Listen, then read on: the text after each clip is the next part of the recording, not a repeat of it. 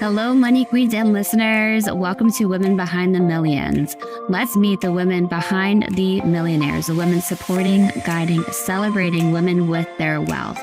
You will hear from women millionaires, how they got there, what they wish they had known, what got them to be a millionaire, the emotional side, the spiritual side, the practical side of wealth.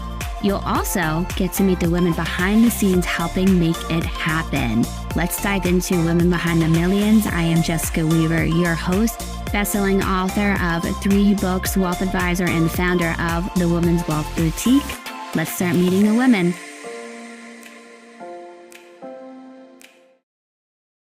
Hello, welcome to Women Behind the Millions. I am your host, Jessica Weaver. Welcome back, Money Queens. We are in our Financial Trendsetters 2.0 season, where we are bringing these fierce, fabulous, and fun females in the financial industry. And here is a little bonus what we have for you right now. There's a QR code where you can grab our thought leadership guide that gives you the blueprint from having this idea, this mission in your head, to amplifying it and getting it out there, whether it's through the media, through books, through events. We have the blueprint for you. So go ahead and grab on that QR code here.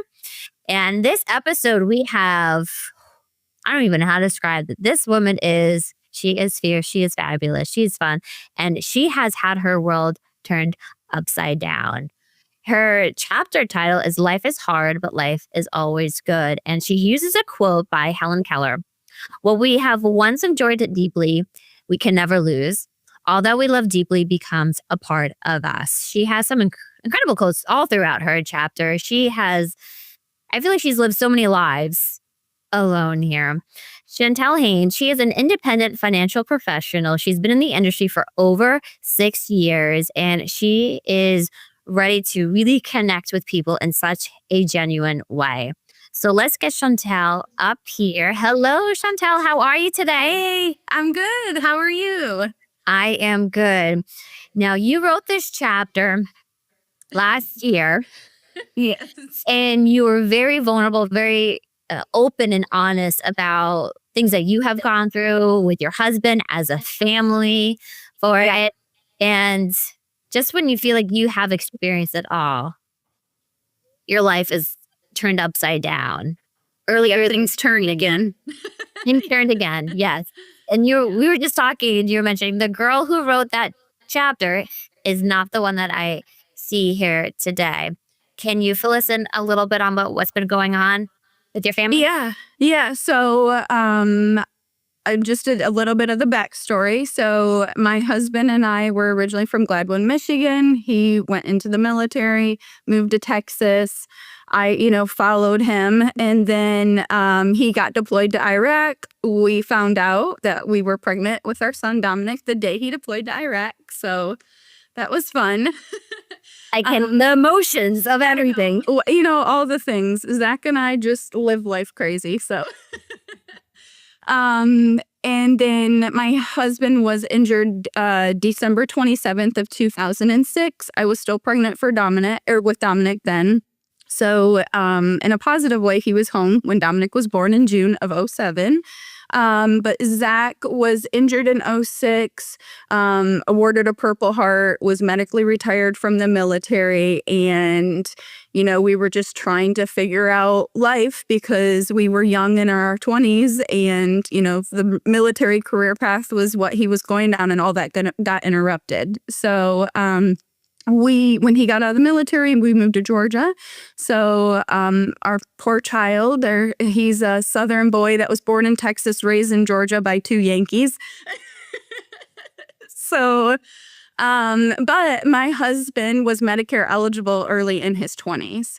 So we had no idea. So not only figuring out, life with his benefits, one thing I knew is that my husband's care was not what I wanted him to receive at the VA. So I got super passionate about understanding Medicare along with veteran rights and options, and then just started sharing the word. So it's kind of how it's led into this. So I have, serving people for over 6 years, but have really been in this realm, I feel like, for over 20 years. So, and then it just kind of organically happened because I would literally see people in the grocery store and I would be like, gosh, I bet you she doesn't know this or he doesn't know that. I learned this about and we just organically started talking to people. So, and then we had issues with Social Security disability, all that not good stuff, but all that not so fun stuff. And I was, a caretaker for my husband. He, had broke his back. He had, burns. We did wound care. He did his recovery at Brooke Army Medical Center, which is a phenomenal place in San Antonio. But once he recovered and got out, we landed in Georgia and, and just kind of found our new life. And but just the challenges that go along with retiring. My husband being retired in their early 20s is definitely not all it's cracked up to be. So but yeah, we've lived in Georgia. And then I kind of speak of in the chapter, my husband's a musician, so he definitely captures all of these different moments in our life through music. And it's amazing, to be able to have him leave that legacy and kind of tell our story through his eyes. But no one ever hears Shantel's side of the story. I need the fun banter on social media, husband and wife, stuff like that. So this was a great chance for me to share a little snippet of our life. And then we got pregnant with our daughter, lost our daughter in 2013. And, just navigating through all the things that, happen. And then what I didn't, haven't had a chance to write about yet is my son, Dominic. He was a senior in high school this past year. He's a wrestler. We were going to the state championship in February, down in Macon, and he was seeded number 1. He was, gonna win his state title, and no doubt. And his second match, he had broke his C4, C5. So spinal cord injury, instantly paralyzed from the shoulders down. So we went to a wrestling meet in February like we have through all the years. Dominic's always traveled and, wrestled. My husband was a wrestler. My brother was a wrestler. It's a crazy cult. But I was from that. And we went to a wrestling meet and didn't come home for 3 months. So he needed emergency surgery. He had 2 neck surgeries, one in the front, one in the back. We spent a couple weeks in Macon, and then he was transferred to the Shepherd Center in Atlanta. So got him healthy enough, and we came home in May, and he graduated high school. But I have, I help people and I educate people just not only on their rights and options, but about Medicare, but speaking deeply about long-term care because of how I had helped my husband in my early 20s, with a new baby, but still able-bodied, all, young, doing all those things. And now I have a whole new lens. So, because 24-hour care with since Dominic didn't have, he didn't have a trach and wasn't on a feeding tube, there's no help. And we have TRICARE, good insurance. There's no home help. We're not, low income, so there's this whole new avenue and I guess purpose that I'm living that I can help educate people and help people navigate through. So I've always had a passion for it because I, had been through it, but this is a whole new level. 24-hour care that my husband and I are doing is a whole new level. But I digress. But I feel like 2025 has a whole new chapter. We had kind of was able to explain, just pivotal moments through the last almost 20 years. And yes, so. Wow, Shantel, your family has been through so much. Do you remember what was going through your mind? Because you said he was instantly paralyzed. Yeah. So we were up in the stands, and I knew as soon as, it happened, because, wrestling, there's tons of tumbling, rolling, lay down, whatever. Like, I knew instantly something was wrong. And we went down there, and yeah, I mean, so come to find out, when Dominic hit, like, he had a mini stroke. So, he wasn't, I didn't by the time me and my husband got down there, because, you're in the Coliseum, so you're, sitting way above. So by the time we got down to the floor, to the mat, he was too, but I knew instantly something was wrong, because my husband was on one side and I was on the other. We were holding his hand and he couldn't feel it, and he was, communicating. So instantly, a gentleman held his neck, and, but I really didn't understand. You knew something was wrong. You knew something wasn't right until we got him, to Atrium, the Macon Hospital. Luckily he was a level 1 trauma right there unit that was right there, so he was able to get surgery fairly quickly to relieve the pressure. So, but in positive news, his spinal cord is not severed. It's an incomplete paralysis, but you have no idea what that means, because you could have two exact same injuries and 2 completely different recoveries. The nerves take so long. Yeah, I mean, the body is an amazing thing, but it's definitely on its own time. It's slow. It's but he's doing very well. So when he got hurt, he was really at like peak weight that he had weighed in. He wrestled 144. So when he got in the hospital, he had lost another 20-30 pounds. So oh my gosh, yes. But he is back, to healthy weight, and he's doing physical therapy. He is doing all of his, anything and everything that he can do on his end. It's just, next chapter. The next chapter. And life is never the same again. As you're talking, I was jotting down things so much. Identity was a big one. When you talked about your husband and he wanted the military career, that was his goal. And then for that to be taken from him so quickly, having to adapt. And now your son, wrestling was probably a very big part of his identity. Oh, well, yeah, he had some scholarship offers for college, and, we were still trying to figure things out, but we had done some tours. He had some offers.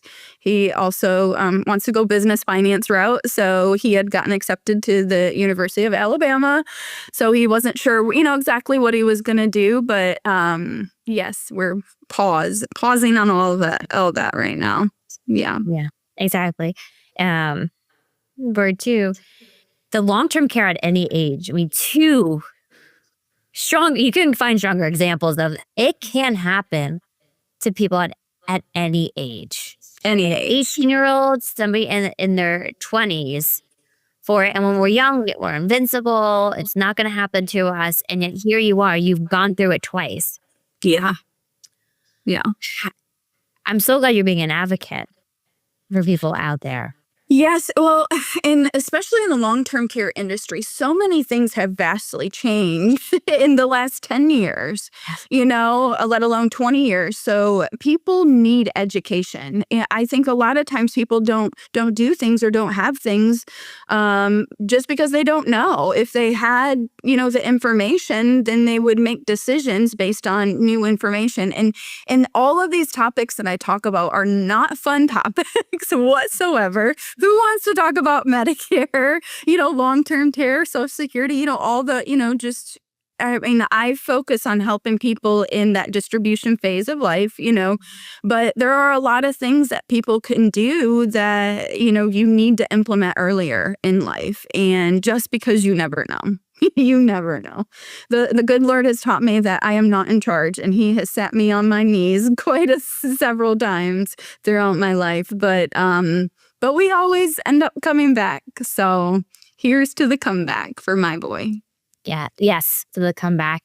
You've had this community around you? What has that been like? And what kind of support are you seeing? And then for people, Amazing. Yeah. yeah, Amazing. Overwhelming.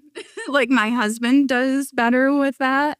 It's so funny because I'm a natural extrovert. Like I love people. I've got to, talk to people, touch people. Like that's why, like with my clients, I'm like, I need you in office. I need to meet you. I need to see you. I just love that energy. And my husband is naturally he's not normally like that. He's an introvert naturally, but he is a musician. But when you get him on a stage, it's completely different. Where when things like this happen, I'm kind of like the recluse because I've got to take care of what's important, and he's the one. So, he usually, communicates with others, and that's kind of where we had taken to social media to kind of update Dominic and just things going on because the love and support was amazing. Amazing. The prayers, people like when Dominic was in Shepherd and inpatient, he got cards every day. I think we got cards from every state. I mean, he even got a card from France. Like amazing, amazing support and prayers. And if it wasn't literally a whole nation praying for us, like we wouldn't be where we're at today, so we are so very thankful for that. so for people like me, you're a friend of ours. What would you recommend for family, friends? They don't know what is that. What should they be doing? What could they be doing, saying? His words matter too. What would you say to them, Shantel? With some advice. Like say to them in regards to what? In regards to like, how can people like us support you and your family and others when they're going through things like this? Oh gosh. So you can never say the right thing. You can never say the wrong. Because someone could say the exact same thing to me, and depending on what I'm going through that day, it hits differently, and it hits, my son differently than my husband.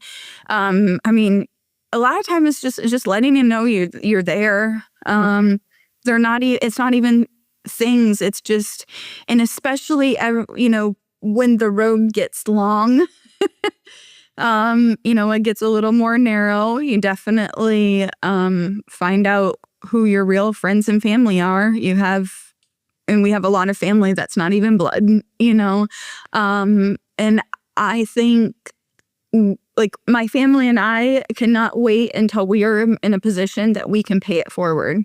Because there are so many things like when we were in Shepherd Center, you're living there, that's your home. And, from having a couch to, Dominic getting a new pair of tennis shoes to, LED lights hanging in your room, like just things like that are so impactful. And somebody, baking muffins or just a simple, like, I'm thinking of you. Like, and he got thousands of cards. We literally have totes in our basement because we kept everyone and we read everyone. I read everyone to him. Sometimes he was sleeping, sometimes he'd be awake. He would, but all of that does not go unnoticed. The biggest thing for me and my family is how do we thank these people? There's no way to be able to thank everybody, but everything that everybody did, big or small, like mattered, Yeah. I mean, we had to remodel our house. We had to, there's things that insurance don't cover, just all the things. And whether, like I said, big or small, it all adds up and is impactful. Mm-hmm. Oh, and it felt like a prayer army. You had people everywhere around the world from France. Still happens too. Yeah, like people are still praying. And I guess the biggest thing is, just thank you. Thank you for not forgetting, Yeah. And to keep, we've been praying every night, me and my kid, for Dominic. Thank you. Something that came up, we've been bringing us up at our firm, Wealth Boutique too, is power of attorneys. When your child turns 18 and they're going off to college or overseas so many times too, but this happened on a tournament. What would you recommend to parents when their child turns 18? Yes, so I don't, regardless the age, whether you are, 40 years old and need to have a conversation like with my parents in their 60s, mid 60s, or whether I'm a parent of an 18-year-old, y'all just like have these conversations. Like medical power of attorney, like all the things, just titling, names on bank accounts, just, you just have to have that line of defense, and you need to have these conversations. They're not fun whatsoever. You may need to do it with a glass of wine or, something to get through it. But a lot of times when I sit down with people, they want, especially, if it's the children, they want to do, but they're like, gosh, we just didn't talk about this. Like, have the conversations. There are so many things that you can do just to prevent future things happening. Like, just a future, like my brother and I've had these hard conversations with my parents, but my brother and I, like, we're thick as thieves, but something going through traumatic events and not being on the same page and so passionate about it can really disrupt that relationship. And, mom or dad would have thought this, or, my children would have thought this or wanted this, at least, even if you don't have all your ducks in a row, I would love people to have all their ducks in a row, but sometimes, life happens and we just don't. But at least if we have those conversations, where everybody's heart is, and it just is easier to help navigate through. Yes. So true. It's interesting. I was going through my notes from your chapter, and one of the big pieces that I put was adapting and finding your new normal. And you wrote this before going through what you went through this year. Do you feel, and I've seen your videos, you're starting to work out again, you're like trying to find a new normal. Do you feel like you are, like, how has it been since being home? You had the big graduation. Yeah. Now you're in the summer months. How's it going since you've been home? It's going great. I'll say this. So it is going good in perspective of where we come from, but it is hard. It is very hard. This isn't just a physical recovery. This is a mental, journey. And our son is, he's the first one, and my husband and I are the second line of defense behind him, so he's taken the brunt of it, but we're also catching, the wave after it hits him. But it's not easy. We have people remind us, like, you had good and days before this, you're going to have good and bad days after this. So, but it doesn't negate that those hard days are really hard. How do you get through those hard days? Really hard. That's why I'm trying to work out in the morning, but a lot of times I'm meditating and praying. Like, I'm different kind of workout that you need. Different kind of work. Yeah. I'm just trying to, listen to my body, and I'm, but you can do hard things. Like, it's crazy. Just like sleep schedule and, things like that. Things are all different now. And it's just your body can do it. You can do it. But yeah, the days are hard. Now, I will tell you, Dominic has amazing friends. So that has made it all worth it. And just letting him be 18, like letting him do things, so, but he's at a really stable point right now that he is able to do it. But him and his buddies, they load up in the van, they load him up like it ain't no big deal. And having that has been a really game changer and support, not only for him, but for my husband and I. He's got a great group of friends that treat him no different than before, and that's all he wants. And that's all we want, But when you're a parent, especially a mother, it's like, it's hard because there's some of these phases that's like, I feel like we're back to infant stage with some things, like just checking on them. You remember when you had newborn babies and you just want to look at them and make sure they're still breathing? Like, there's some of that stuff that I'm, that my husband and I are going through. And then I remember sometimes when he's like, Mama, I'm fine. Quit staring at me. And I'm like, I know, but it's just crazy. Just the emotions and things that you go through. But then once he's good, coming home was good for him. He's had really good recovery coming home.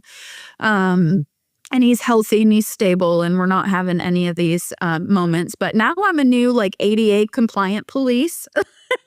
like the world is not, chair friendly or just ADA, friendly. And a lot of times people just need education. They don't know.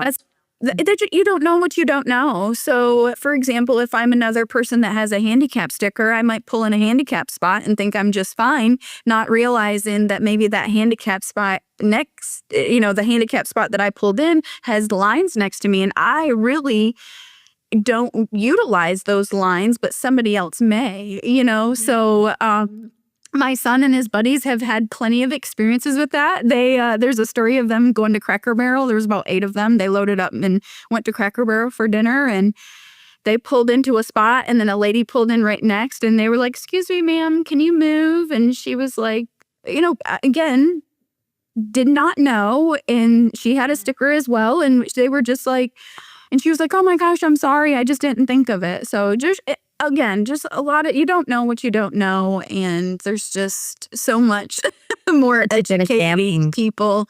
Yes, great example. And he's had to grow up so much, and for him to be able to still be a kid, and something else I've noticed, that a sense of humor, right? You've all to be able to have fun during these tough times. Well, I mean, we could speak to you all day, Shantel. I do want to do a quick shout out to the book. Shantel's chapter is in Financial Trendsetters 2. Let's take a look. What happens when 13 powerhouse women in finance share their stories? You get Financial Trendsetters 2, a bold, inspiring collection from women who are reshaping the financial industry from the inside out. These aren't just advisors, they're creators, connectors, trailblazers. Each chapter reveals the real stories behind their rise, how they're building wealth, redefining leadership, and creating a lasting, iconic legacy. Sharing their real stories of growth, grit, and owning their brilliance. Proceeds from sales of Financial Trendsetters 2 go to support a scholarship for young women entering finance. Available now on Amazon. All right, we are back with Shantel Haines, and we have one more question for you. You ready? What makes you a woman behind the millions? What makes you a woman behind the... Oh, goodness. We wear many hats. There's a lot of different hats that you're going to wear, not only throughout the day, but throughout your lifetime. And you're going to not have it all figured out. But, I am proud if when I first, started out was a mom, newly married, all the things, fast forward to 20 years later, I'm proud of where I'm at. The things that I have went through in life have made me who I am today. And I'm very proud of all the hats, whether they were easy hats to wear or very tough hats to wear. I'm very proud. And you should be. I mean, even the one quote, when life is hard, remember it's often in these moments that strength grows the deepest. And boy, that is making you strong for a reason, Shantel. Something your whole family. I understand that purpose. I haven't figured out, but I'm still in my journey too. Well, keep being an advocate, though. Keeping an advocate. It's amazing what you've been through and how that pain is becoming this passion of yours from when you went through it with your husband, losing your daughter, and now with Dominic. To keep showing up, Shantel, because you are just an incredible person. Well, thank you. I'm surrounded by incredible people, so it helps. It helps, that's for sure. And love how modest women are always so modest with that question. I'm not a woman. I'm like, you are helping women with people with millions of dollars, growing, protecting the healthcare industry alone. Complex, overwhelming, overstimulating. So thank you for doing the work that you do, Shantel. Really. Well, Thank thank you. I appreciate you as well. All right, everyone. Well, thank you for tuning into Women Behind the Millions. We will see you on our next episode. Money Queens cannot wait. Hey, Money Queens, looking to get your wealth to that next level, 7, 8, 9 figures? Follow us on Instagram at PinkFixMyMoney and at Women's Wealth Boutique for more millionaire money tips.